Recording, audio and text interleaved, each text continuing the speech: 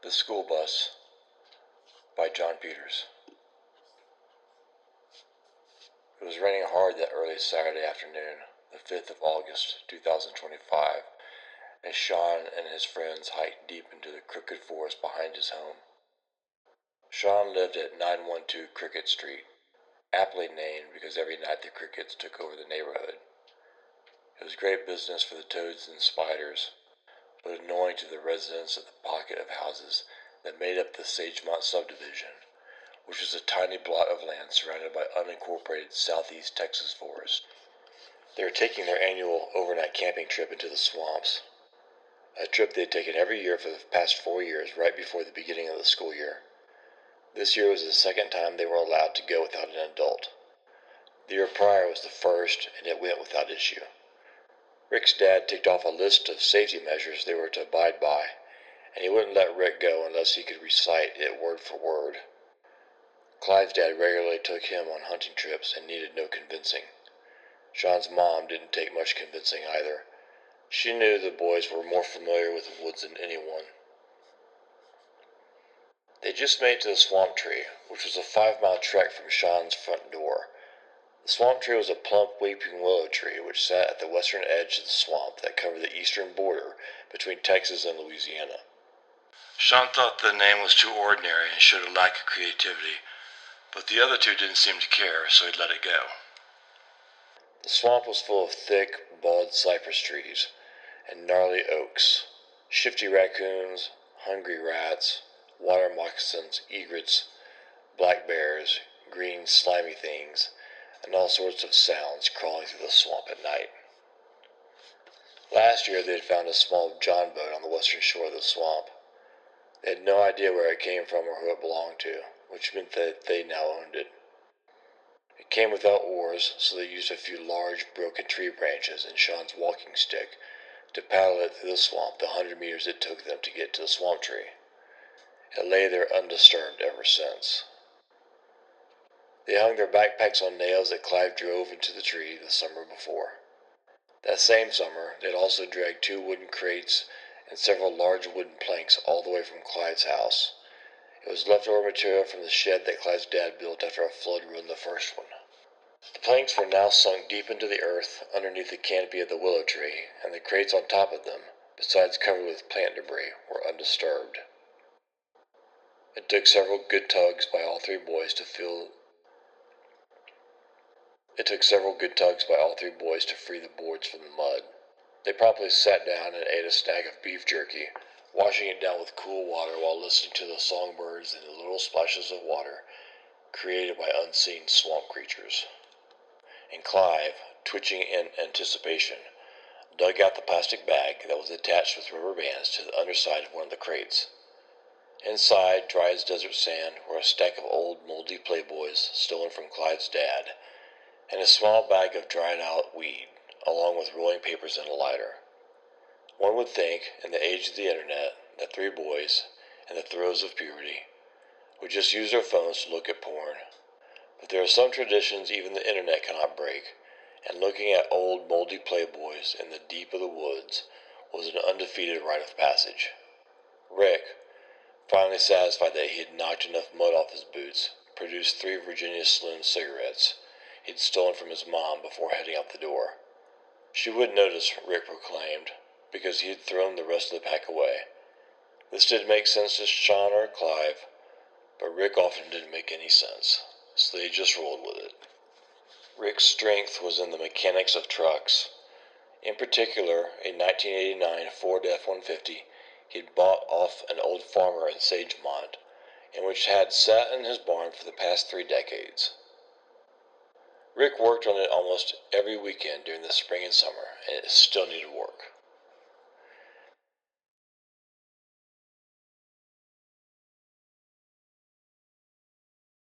If it breaks every week, Clive said, as Rick was struggling with a particularly stubborn belt housing one day.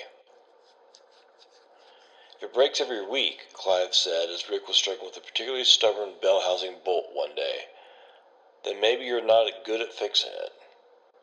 It was the dead heat of July, and Rick was in no mood for Clive's insults. Rick challenged Clive to a fight, but Clive declined. Sean stayed out of it, but admitted to himself that he was eager to see who would win.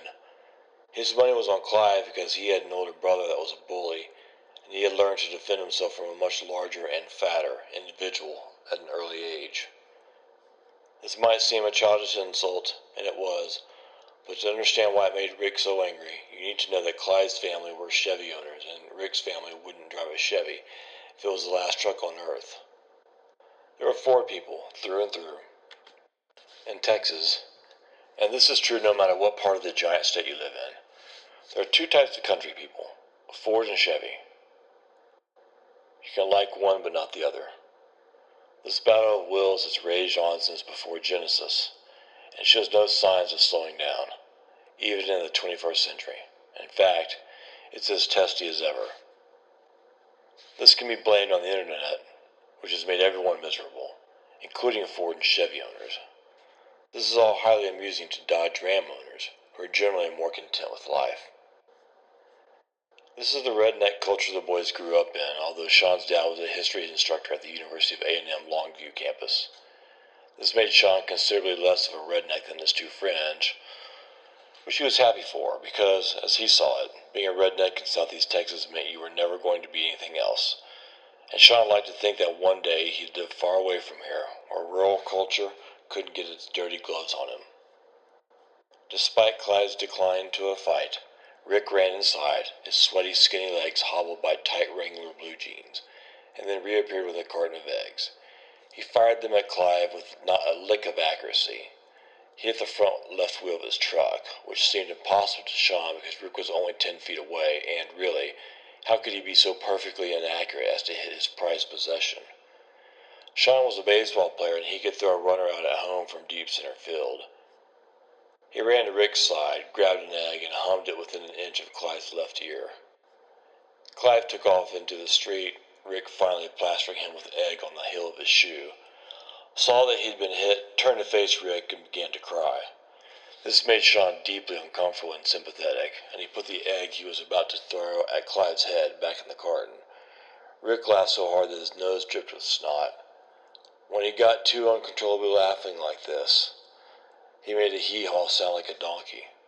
This sent Sean over the top as well, and finally Clive joined in. It was the end of their friendship for 10 long minutes, and then Clive was helping Rick get the bolt unstuck from the bell housing. Sean watched as they fixed Rick's truck together, silently and secretly loathing them. He was jealous of their ability to bond over manual labor, but he didn't want to participate because he hated truck maintenance. He picked a long weed out of the dirt next to the right wheel well of Rick's truck, chewed on it, and declared to nobody that he'd never owned a truck. Sean was an artist, or at least that's how he saw himself. He had never held a paintbrush for more than 5 minutes or written a story longer than half a page.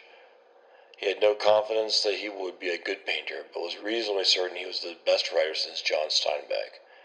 He hadn't read any Steinbeck, but his dad had, and Sean wanted to be like his dad, so he compared himself to John Steinbeck. Sean and Clive accepted a Virginia sun from Rick, and, taking advantage of a break from the drizzle, they sat and smoked and compared the centerfolds in their Playboys. Sean had Miss October 2024. She was a stacked brunette with a slender, curly, black trail of pubic hair that made Sean's mouth water, and the only one of the three, they decided, with natural breasts. Rick's Miss April of 2023 had the biggest, most round tits any of them had ever seen. They'd only ever seen breasts in Playboys, but that still counted. Clive greedily looked over Miss March of 2024, a classic blonde with big breasts, puffy pink nipples, and smooth all over.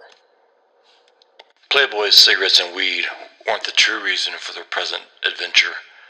Hidden within the folds of their annual camping trip was a mystery. The mystery began 2 years prior, 1 block over from Sean's house. Daniel Cormier, neighborhood miscreant, and would-be fellow junior at Sagemont High School, was missing. He had disappeared in the swamps that Sean and his friends were now currently situated, although nobody knew exactly where. He was by himself, and the only tracks that were ever found were old prints on an animal trail leading to the water. It was assumed he drowned, and his body most likely food for the many alligators that called the swamp home. Sean and his friends weren't on a camping trip. They were on a missing persons expedition. And even though they were presently occupied with more entertaining matters, they took this job serious. They were convinced that they'd find Daniel and bring him home. "Let's set up camp," Sean said, finally, after they'd smoked another Virginia Slim and traded Playboys. "I wish we had a bottle of vodka. My mom would know if I stole alcohol from our cabinet and she'd beat my ass," Rick said as he sucked the life out of his cigarette and then stabbed it in the dirt. "I told you guys we should have stolen beer from Brownie's." Clive was no stranger to stealing liquor, and neither were Sean and Rick, although they usually let Clive take the risk. "Last time we were at Brownie's, Rick got busted trying to steal flip-flops. That's why we can't go back there," Sean said, frowning. Brownie's Market was the easiest place to steal from because they didn't have cameras. "Who doesn't have cameras?" Clive asked incredulously the first time they had stolen anything from Brownie's. The three had a good system for thievery. They also brought money with them, and always in change. Two of them would buy candy or soda, each of them with quarters, dimes, and nickels, and while they distracted the old lady at the counter, the third one would sneak by the beer coolers and slip 3 singles into their pants pockets. Sometimes they'd just steal a 40 and share it. They had been successful 5 times in as many months until the old lady saw Rick walk out the store with new flip-flops on. He'd forgotten to take off the tag, and that had been that. No more robbery. "I'll roll a joint," Sean said. It didn't need to be said. "Let's try and save at least one for tomorrow," Rick said. Clive enthusiastically agreed. The rain stopped altogether as soon as Sean finished rolling the joint. "The weed gods hear our prayer," Sean said, lighting up a joint the size of his ring finger and blowing thick smoke rings through the air. It was good weed from a good dealer named Rene that was a year older than them. He was a small supplier, only ever having enough for himself and a few of his friends. He grew it himself as well, although Sean and the others never saw his plants. Rene didn't take any chances. Sean passed the joint to Rick, who huffed on it too hard, as Sean and Clive had told him many times, and then Clive took a couple of hits before handing it back to Sean. They repeated this ritual in silence until half the joint was gone, and Clive began to sing. Sean passed the joint to Rick, who huffed on it too hard, as Sean and Clive had told him many times, and then Clive took a couple of hits before handing it back to Sean. They repeated this ritual in silence until half the joint was gone, and Clive began to sing while skipping around the swamp tree. Clive was always the tell. When he began to dance, they'd all had enough. Sean carefully smothered the joint in a raindrop and then wrapped it in the bag before putting it away. The trees were especially green after a rain, and the breeze blew the willow tree's branches into a gentle wave, and Sean wondered aloud if the weed was spiked with acid. "You always think that," Clive said. "It's not spiked with acid, it's just good weed." They sat in silence as the high spiked, watching the trees as light glittered off the leaves. A curious squirrel ran up to them and then immediately darted off. Clive wanted to know what squirrels thought about Daly. Sean tried to give an educated guess on squirrel intelligence, which was ignored by Clive and Rick, who decided to continue checking out their Playboys. Finally, the high mellowed out, and Sean brought up the topic of Daniel, the missing kid. "Where do we even begin to look?" he asked. "He could be 100 feet from here in the swamp and we'd never find him. Or he could be 10 miles deep." "I doubt he's 10 miles deep, but that's what the boat is for." Clive had been so excited by their adventure that he had barely been able to keep it a secret. He just knew they were going to find Daniel. "I say we just go slow in the boat, mark trees as we go," said Rick, who was digging out another Virginia Slim. Sean couldn't think of a better plan, and that is exactly what they decided to do. They weren't too worried about getting lost, but they planned on going farther than they had ever been, so it was a good idea to mark the trees. Rick had a large roll of blue tape in his backpack for that exact reason. "We should get going," Sean said. "We don't want to be out there at dark." "Let's set up the tent first," Clive said. They all got busy with the tent, which was family-sized and came with long aluminum poles. They pulled the door flap open to air it out since it hadn't been used at all that summer. The last thing they did was employ the mosquito netting around the sides. The entire process took them 10 minutes. They rearranged their backpacks so that all they were carrying was food, water, and their headlamps. Rick and Clive both had pocket knives. Sean wished he had one. Clive kept the bottle of mosquito spray in the pocket of his raincoat. They made the short trek to the boat, picking the branches off that helped conceal it. The tarp was heavy with stagnant pools of water that dozens of mosquitoes had made home. They flung the water off and shook the tarp before rolling it up and stuffing it underneath the bow seat of the boat. Clive and Rick hopped in while Sean pushed the boat off the embankment. He jumped in just as the boat began to float away. Each took a paddle from the bottom of the boat, and they were on their way. They had already decided to use the paddles as much as possible so that they could conserve gas, but they had a full tank, and soon enough they put the paddles down and turned on the motor. Rick drove first. Sean and Clive would take their turns later. An old crooked stick lay on the bottom of the boat. Rick slowed the boat down and they coasted for a while, giving Clive an opportunity to use his stick to check the depth of the water. They were a few hundred yards offshore, and the 8-foot stick, more of a small branch, sunk into the water almost to the hilt. They were heading into deeper water. They passed within 10 feet of an egret. It stood perfectly still, ignoring them, eyes fixated on the water. It was standing in shallow water surrounded by a large cypress tree. Suddenly its beak shot into the water, and as it swooped back up and had a fish in its mouth, it swallowed the fish in one gulp and then flew off. The three of them admired the bird in silence. "Let's mark this tree," Sean said, into the silence. The boys paddled closer to the tree until the boat bumped up onto the protruding roots. Clive and Sean grabbed the roots to steady the boat, while Rick took out the reflective tape. He had to stand upon the roots to wrap the tape completely around the tree, and twice he slipped off the roots into the water, his boots now soaking wet. He cursed, but got the job done. Sean handed him some nails and a hammer, and Rick secured the tape. Sean had originally suggested they use brightly colored towels to mark the trees, but Rick insisted on the bright blue tape because they could cover more area of the tree. It seemed sound enough to Sean, although he wasn't confident the tape would stick to the bark, hence the nails. Rick returned to the boat, and they pushed away from the tree. As he paddled away, Sean glanced back at the tree. The reflective blue tape stood out in stark contrast to the dark wood of the tree. Sean wasn't positive it would be easy to find in low light, though. He made a mental note to keep track of time. He did not want to get stuck out here at night. "What exactly are we looking for?" Clive asked as they floated through the thick green water. "A body, you idiot," Rick said from the bow of the boat. "No shit, well, where?" It wasn't a stupid question, and Rick didn't have an answer. "Just keep your eyes open," Sean said.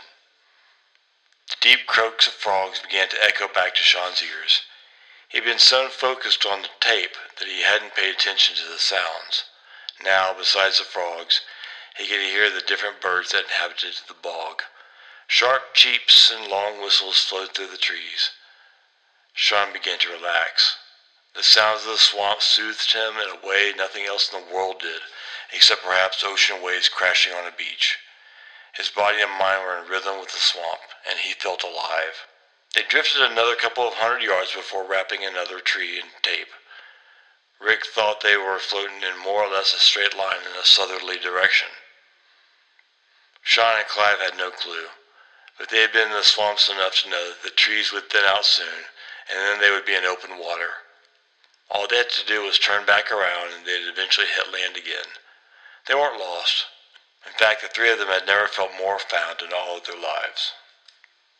It was under such youthful pride that they began to relax and enjoy their boat ride, forgetting the core reason they were even there to begin with. And as the sun swung overhead and then into the highest levels of the highest trees, the swamp grew quieter and the birds were nowhere to be seen.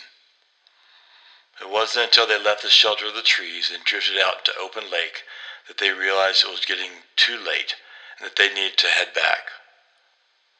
Under the vibrant canopy of the swamp, it was always dark. It was easy to lose time, which they did. They weren't so deep into the lake that they couldn't tell which way they came from, though. Rick, happy driving the boat at all times, once they discussed the late hour, simply turned the boat around and they headed back into the jungle. They decided to use the motor since it was getting close to sundown.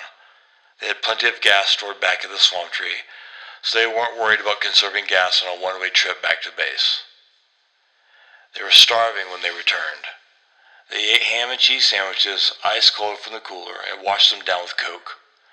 Afterward, they lay back and watched the stars while snacking on Pop-Tarts and beef jerky. It was a good life for three 15-year-olds, out on their own for the first time in their young lives, sitting under a weeping willow tree on the edge of a swamp so vast and tangled that even the park rangers didn't know all of its secrets. As is often the case when camping outdoors, the boys fell asleep before midnight and woke up before dawn. Even though a fire was not needed the night before, Rick wished they had the supplies to start one in the chill of the pre-dawn morning. They could attempt to gather wood and make one now, but by the time they got up and moving, the light of the sun was peeking through the branches of the willow tree. They saw no point in it then, as anyone who spent any time in southeast Texas would understand. The weather was comfortable for only a few minutes of the day before the heat and humidity overwhelm you. By the time they were set to go exploring, they had sweated through their t-shirts. They hurried through a breakfast of more beef jerky, some stale rolls Sean brought, and cold coffee drinks.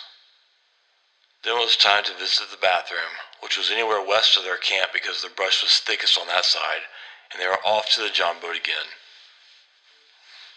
Clive was the last to finish his morning bathroom break, and the first to suggest the route for the morning.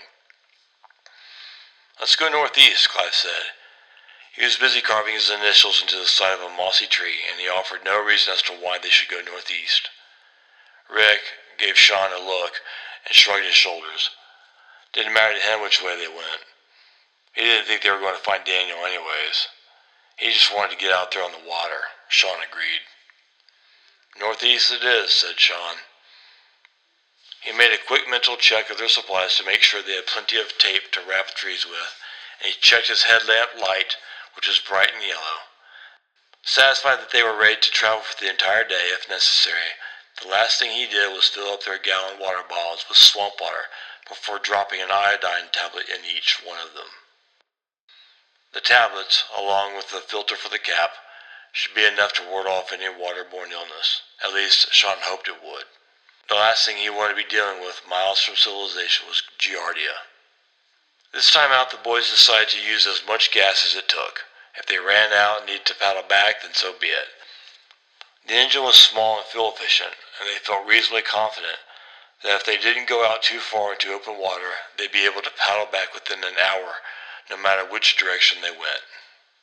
The boat made its way slowly through the bald cypress trees, Rick navigating expertly around their protruding roots.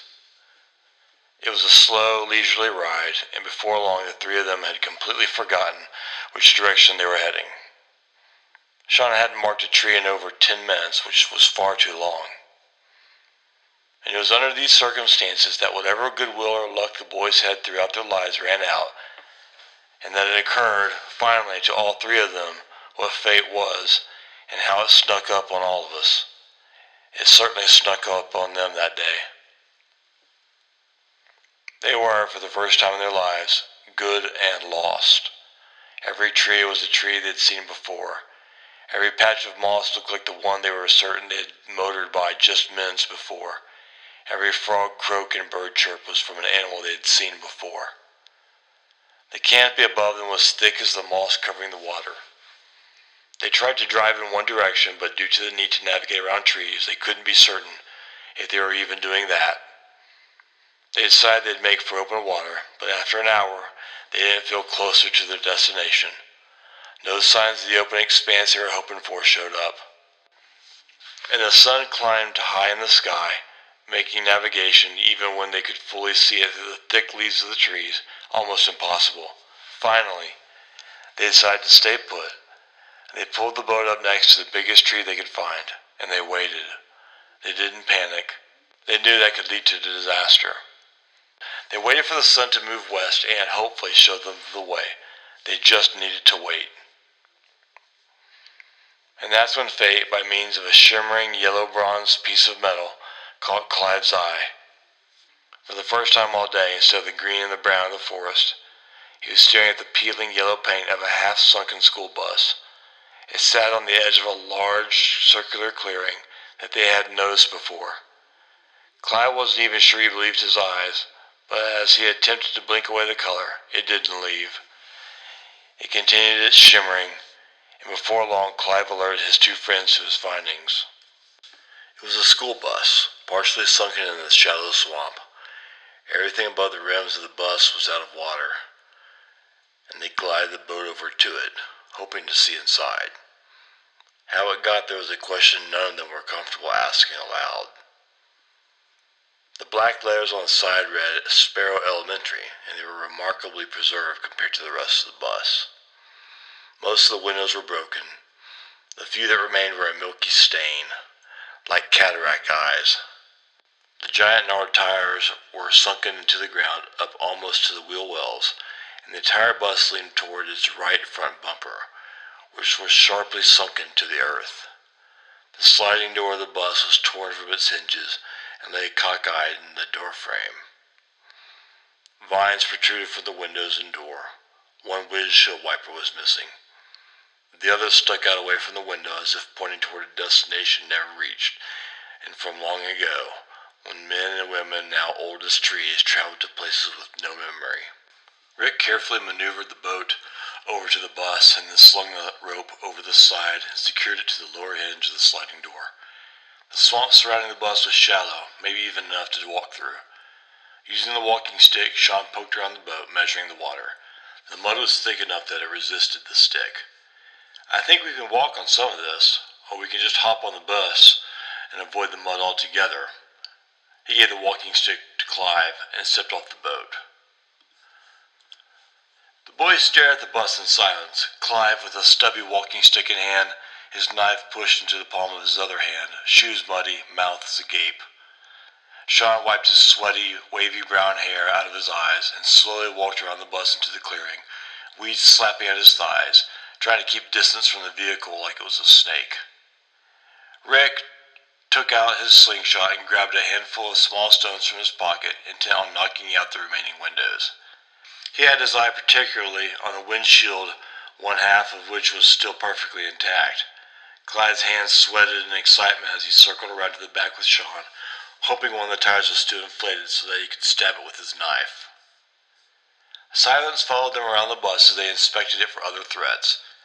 They found a daddy-long-legs nest under one of the wheel wells and backed away quickly. Locust shells clung to the vines protruding from the windows. Clyde saw a small green snake shoot out from underneath the rusted hood of the bus, and he tried desperately to stab with his knife. He only managed to scuff more paint off the bus, though. They didn't speak. They didn't need to. They knew an opportunity for destruction when they saw one. Rick stood in front of the bus and began flinging rocks at the windshield. Every shot hit its mark, and the water drizzled down from his buzzed haircut into his eyes. He wiped it away with his sleeve and kept firing. The cracks rang out through the afternoon heat. Clive and Sean jumped at the first crackling explosion of the windshield, eyes darting around the clearing, expecting an adult to come charging at them through the woods at any second. The grass of the clearing was knee-deep and wet, and ground sucked at their shoes. The trees made an unnatural ring approximately 50 yards across.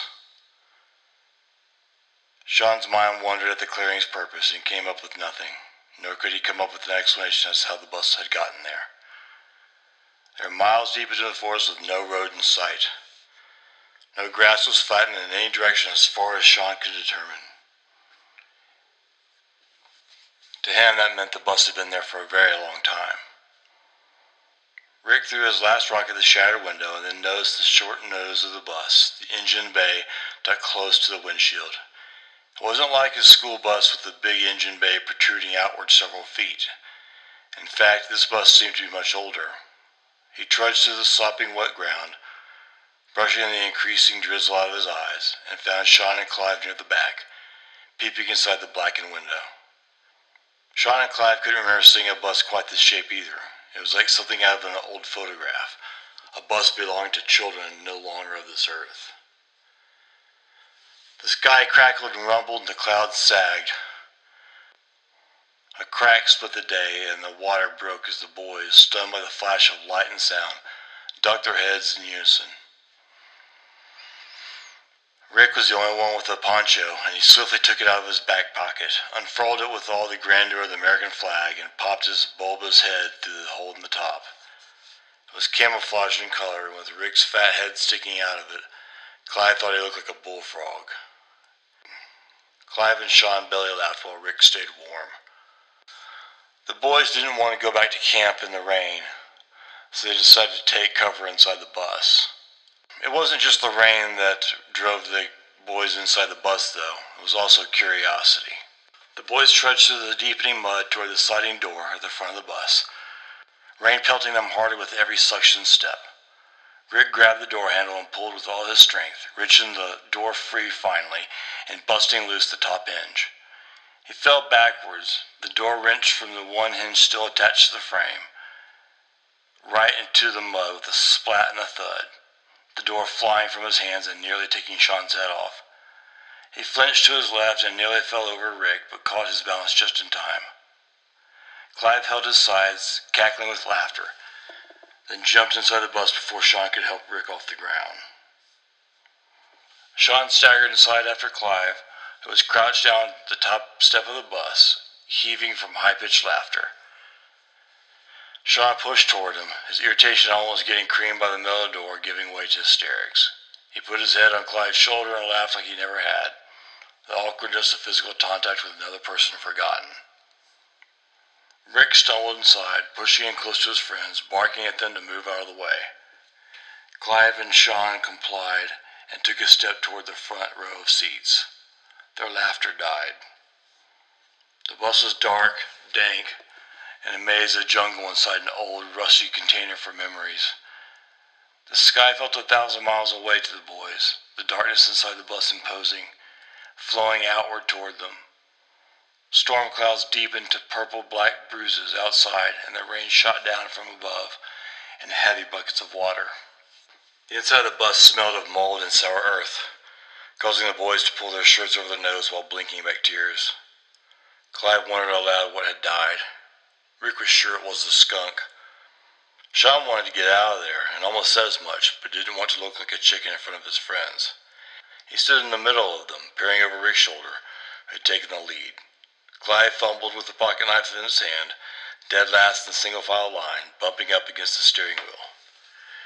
Rick took a step forward and heard a crunch underneath his muddy boots. He took the flashlight out of his front pocket and trained it on the floor of the bus. It was covered with tiny, shiny shards of glass, vines snaking and twisting and jumbling up along the floor and through holes punched into the backs of seats. Seat cushions were torn apart like an animal had been inside, a large animal, claw marks shredding down the back of the seats, the cushion darkened from mold, black guts spilling into the aisle. Clive began rummaging through the seats for any hidden artifacts, chubby hands peeling back the leather shreds in the first seat to his right, mumbling to himself while hopefully no longer needing to look at his brother's Playboys. Rick sat in the driver's seat, which was intact, the black steering wheel jutting out toward his chest. Sean thought Rick looked tiny in his seat, like it was made for someone much larger than a human being. An old rusty gear shift looked dangerously heavy, with the knob broken off and missing. Sean noticed the dash did not have a radio or even a space for a radio. Again, he wondered how old this bus must be. Look at these pedals, Rick guffawed as he stomped on the large metal pads, smashing them to the floor. He tried turning the steering wheel, but it wouldn't budge.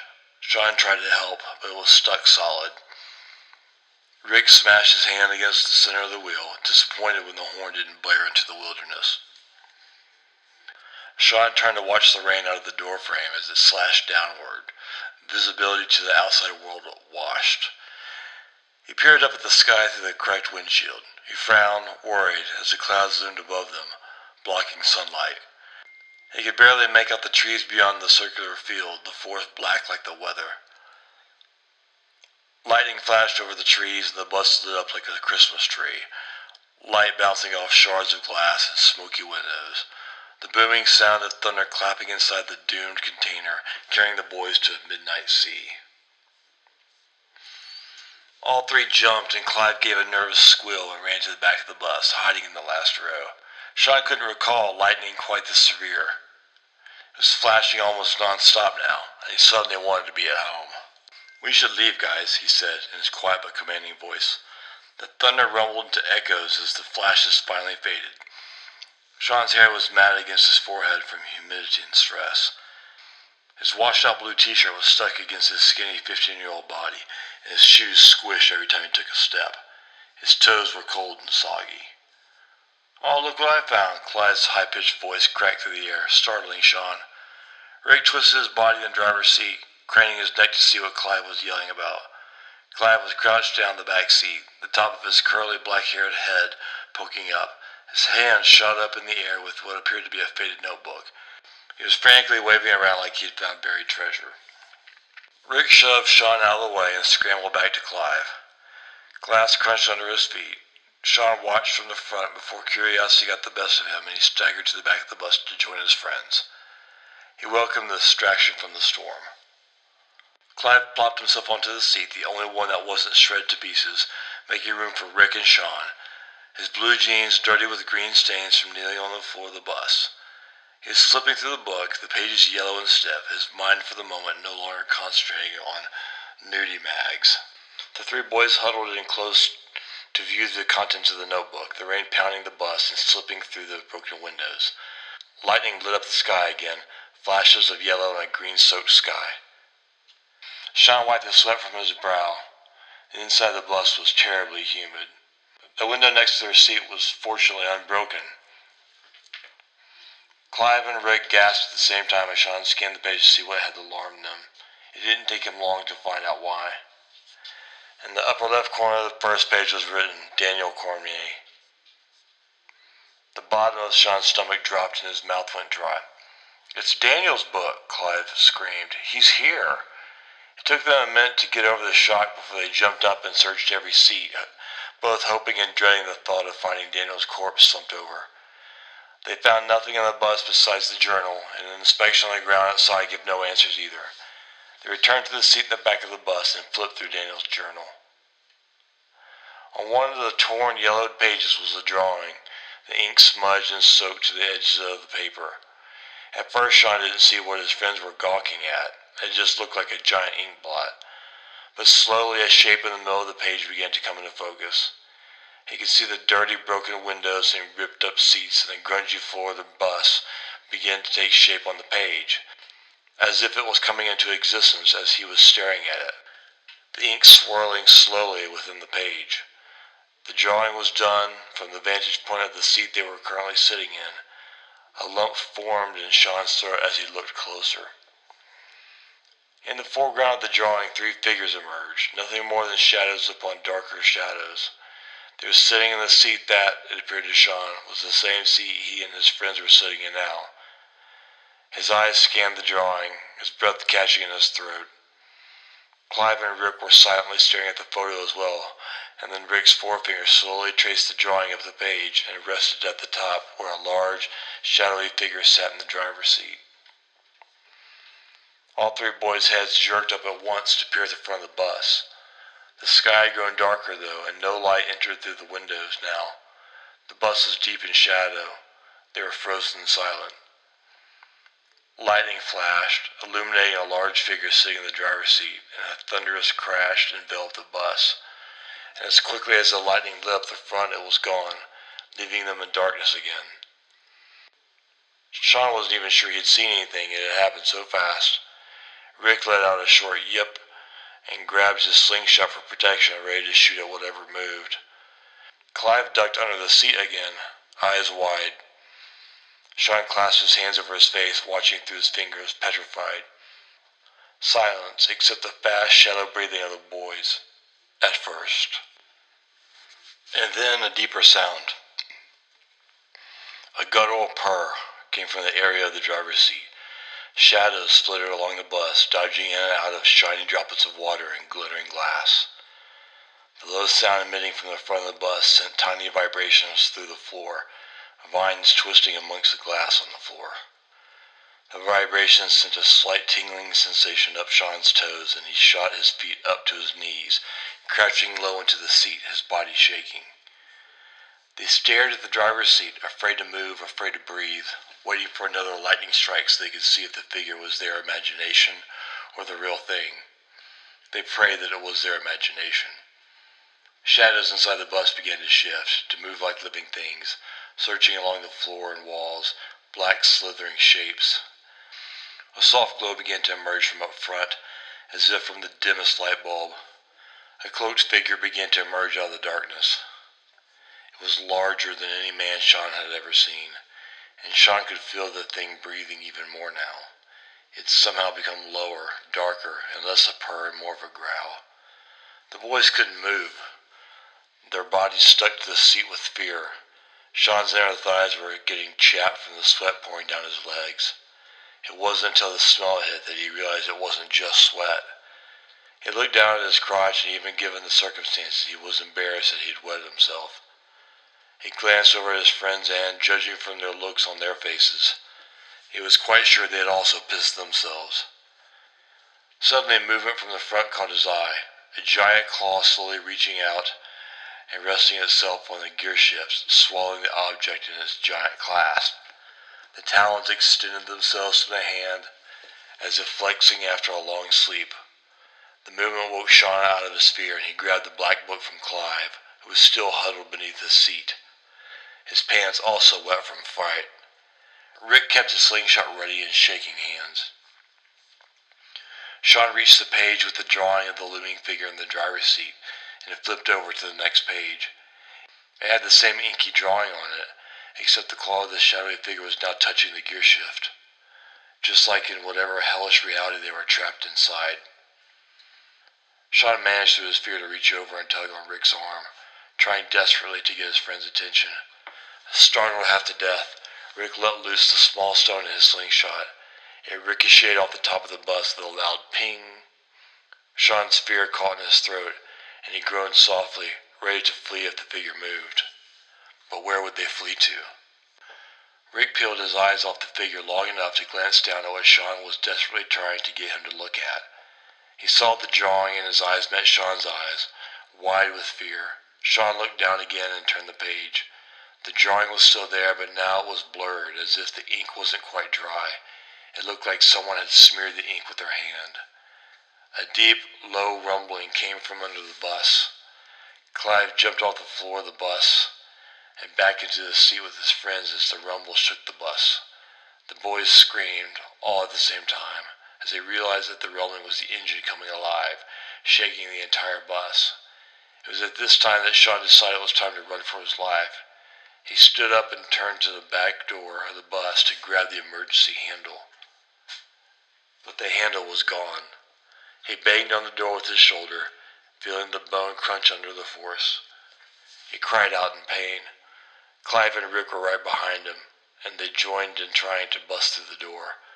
But it was sealed shut from rust, and no matter how hard they tried, it wouldn't budge. The bus continued to rumble, gears slowly grinding, screaming alive. Sean turned around to face the thing that was sitting in the driver's seat. He rubbed his bruised shoulder, carefully rotating it, wincing in pain as he tried to rotate his arm upward. He wasn't sure if it was broken, but he knew it wouldn't slow him down when it was time to run. Having realized the emergency exit was not really an exit, Rick flopped back down to the seat, his hands flipping furiously through the book.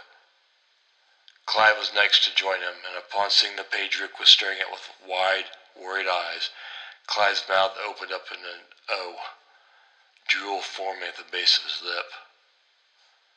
Sean sprinted back into his seat and looked at the new page. The ink was now in a furious swirl, wisps of black tails whipping in all directions on the page. How this book managed to be predicting the events, they had no idea, and they had no time to reflect upon it. The bus began pushing through the grass now, picking up speed as it made its way through the field. Rick dropped the book to the floor and grabbed the seat in front of him to hang on, Clive and Sean following suit. They dug their nails into the seat and screamed as the bus lurched forward, dragging its insect body on four deflated tires toward the far end of the clearing. The bus chugged along through the swamp, exhaust fumes sputtering out in thick black plumes. "Turn the page," Sean screamed, wanting to see what was next before it happened, hoping that would lead to some clue as to how to escape this madness. Rick let go of the seat long enough to grab the book off the floor and flip the pages. The three boys looked down to the drawing and screamed. Rick shut his eyes and dropped the book again. Clive threw his body back down onto the floor of the bus, emptying his bowels. Sean moaned and dropped his head into his hands, but then forced himself to confront the shadow figure. As the sluggish yellow bus moved through the grass, grinding ever closer to the trees, the shadowy figure began to move. It stood up, steady on its thick legs as the bus lurched through the forest and stretched itself to its full height. The creature's head was only a few inches from the ceiling. It was almost as wide as the aisle, and it slightly stooped. Its hands swung low toward its knees. The fingers weren't fingers at all, but shaped more like a spade, with giant glistening talons on the end, and the thumb was a short, sharp dagger. Its body was covered in a cloak of some kind. It looked leathery, with hair or fur covering most of the body. It took a step toward them, and Sean saw that its feet were cloven like a ram's hooves. It stomped rather than walked. Lightning flashed, and Sean saw with horror that the coat wasn't a coat at all, but was flesh. He saw a face not human but beast. Its jaw was low and swollen, and its nose was smashed in. The eyes were too wide and were shining a strange yellow in the gloom of the bus. It heaved a deep, growling sigh as it slowly marched toward them, unaware of the chaotic motion of the bus. Sean could not take his eyes off the thing, but part of his brain wondered how the bus was still moving. He looked out the window and saw the trees closing in and braced for impact, momentarily forgetting about the monster. He shut his eyes tight, his friends already having done the same. But the impact never came. Sean looked out the window and saw the trees pass by, his 15-year-old brain full of wonder and terror. The trees were swallowing the bus. The shaking and rumbling of the bus began to grow quieter as Sean risked a glance back up at the fiend in front of them. It was closer to them now, its taloned hands ripping through the seats, its hooves scraping against the metal floor. Sean looked around the windows and made a decision. He was getting out of there. He shouted at his friends to follow him, but they wouldn't listen. Clive and Rick had a death grip on the bus seat, their foreheads pressed against the back of the seat now, their eyes shut.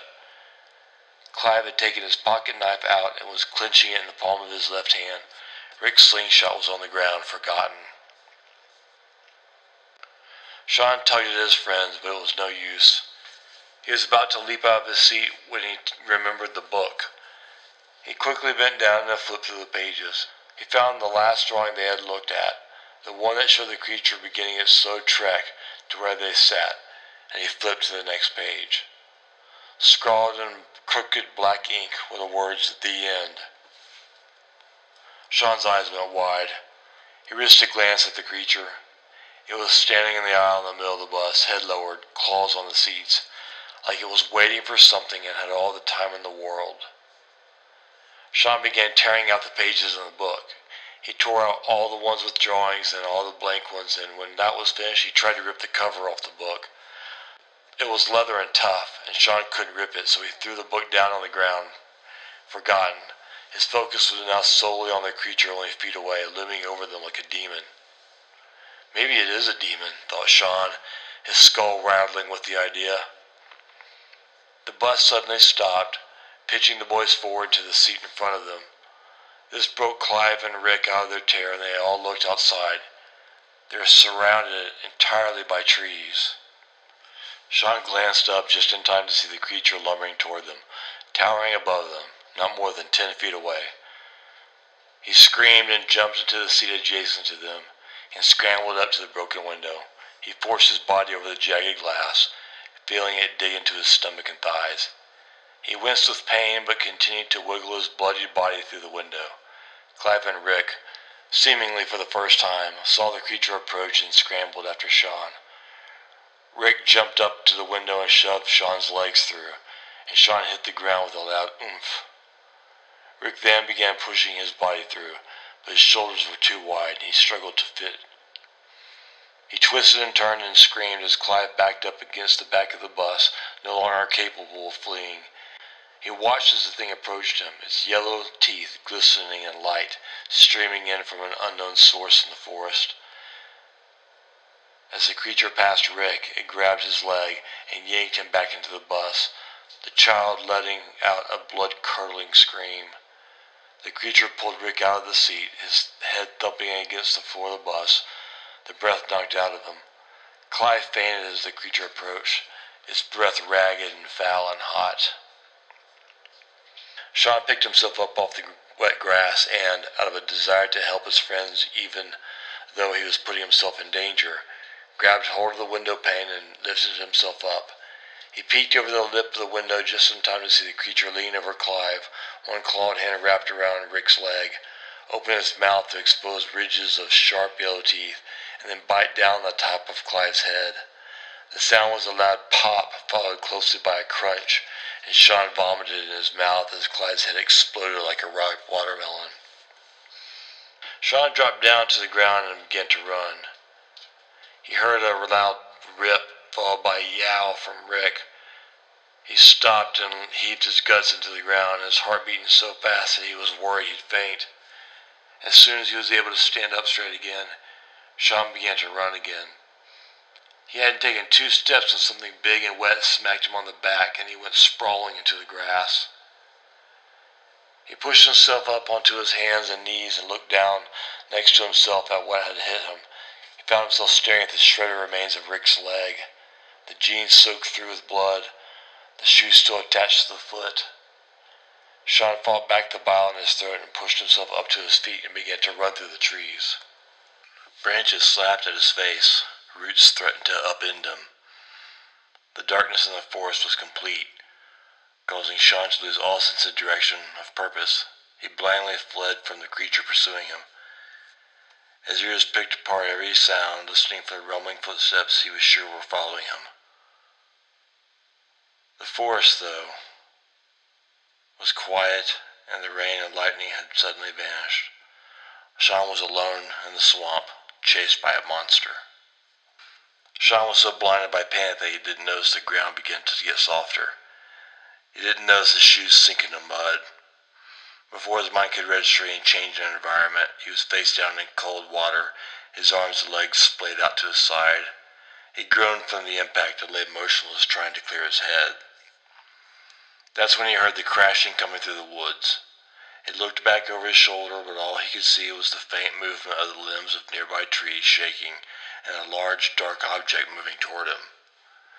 Sean screamed and thrashed in the water. His body was exhausted, battered, bruised, but he fought into the deeper water, anything to get away from the creature chasing him. It only took him a brief few seconds to find deeper water. He began kicking his legs and slapping the water with his arms, desperate to put distance between himself and the creature. The water began to get colder, an icy cold that sent bursts of sharp pain throughout Sean's body. He swam for what felt like an eternity, forgetting all about the boat, until he was too tired to swim any farther. He began treading water and risked a look behind him.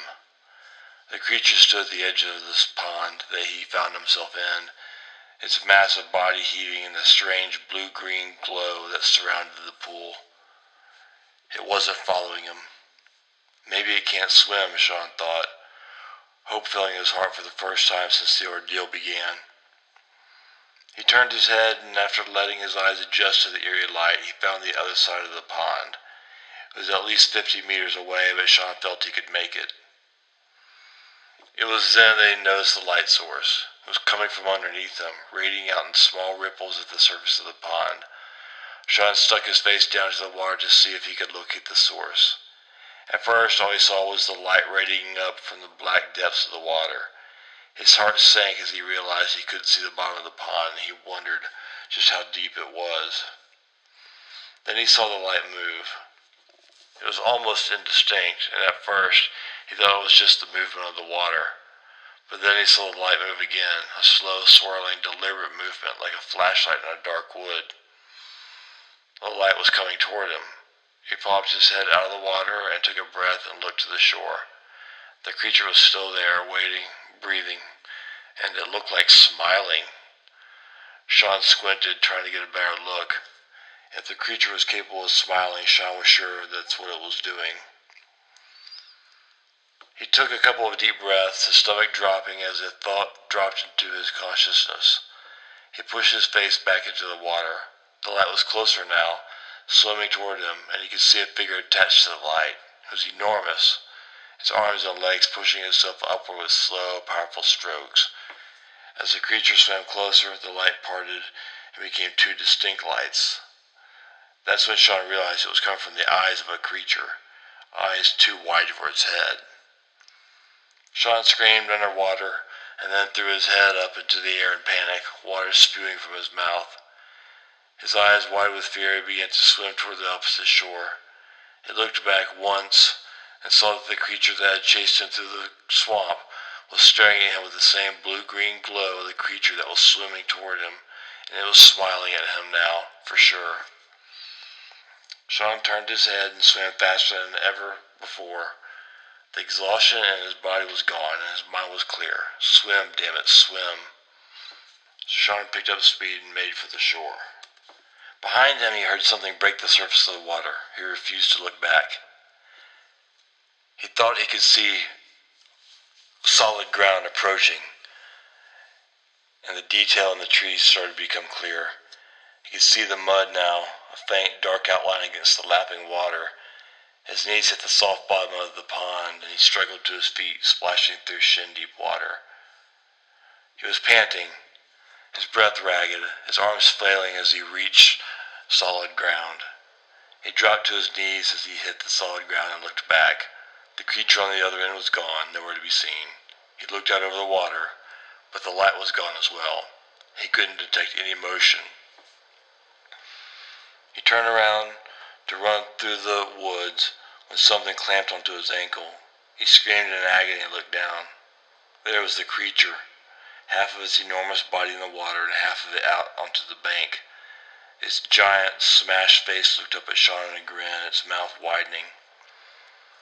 Sean collapsed on the outer bank of the pond, desperately clawing at the mud as the creature pulled him toward the water. Off in the distance, he saw a green light shining through the trees, making its way around the pond. Sean's screams fell into a gurgle as he was dragged beneath the gentle waves.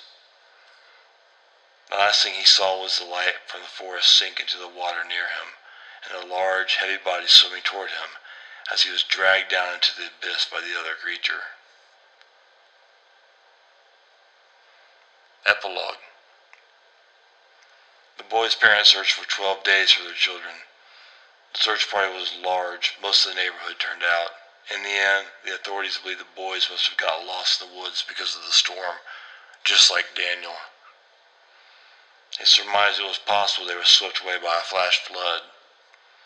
Several days into the search, a small party came upon a clearing deep in the swamp. They didn't find anything.